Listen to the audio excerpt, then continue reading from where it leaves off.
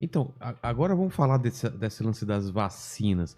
É, a gente tem a sensação, pelo menos eu tenho a sensação, que a gente poderia estar um pouco melhor se tivesse comprado as vacinas antes. Muito melhor. Como foi esse lance? Quando foi oferecido pra gente? Por que a gente não comprou? O que aconteceu? O que acontece? O desenvolvimento de vacinas, ele tem algumas estratégias, tá? Embora a gente importou muita coisa, mas sempre é aquela estratégia. Modelo animal, estudo em animais, depois vai para estudo em seres humanos. Estudo em seres humanos, a gente chama fase 1, fase 2, fase 3.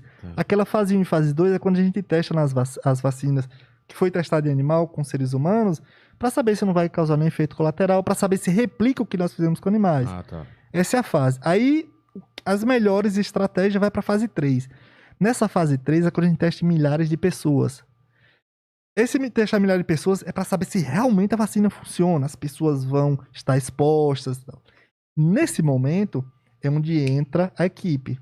Se a equipe tem uma noção básica de saúde pública, fala, opa, quando é que a gente vai entrar em negociação e quais nós vamos entrar em negociações? Com todas. Claro.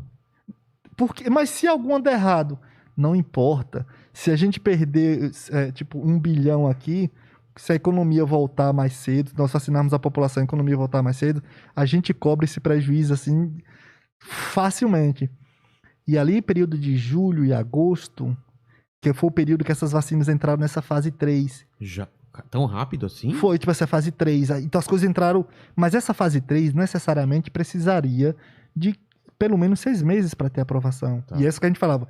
Esse ano é difícil. Eu batia muito, esse ano é difícil a gente ter vacina.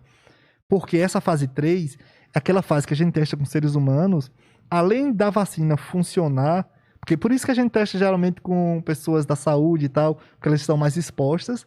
Elas precisam ser infectadas naturalmente para saber se a vacina funciona. Além disso, a gente precisa saber se a vacina gera uma proteção por no mínimo 6 meses. Por isso que eu falava, esse ano é difícil, porque a gente tem que saber. Imagine se uma vacina funciona só por 3 meses. Vai estar vacinando 3 meses a população? Isso não existe. Então, assim, naquele momento a gente sabe, olha, esses 6 meses que a gente vai saber se a vacina funciona.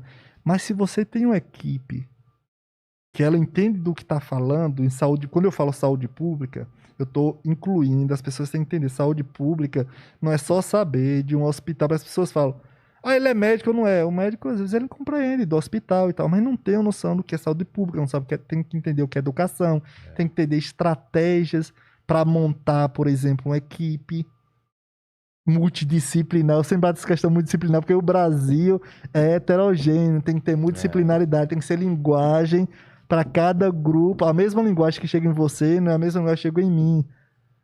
Entende? É diferente. Então, assim, nisso daqui, naquele momento, em julho e agosto, é quando falou, vamos investir em todas as pesquisas do mundo. E na época, as maiores eram o quê? 3 pesquisas? Tinha umas 5 ou 6. Tinha umas 5, era porque tinha a de Oxford, tinha a daqui a Sinovac, junto com o Instituto Butantan, tinha a Moderna, lá nos Estados Unidos, tinha a BioNTech, que depois a Pfizer, que o pessoal fala muito, a vacina da Pfizer.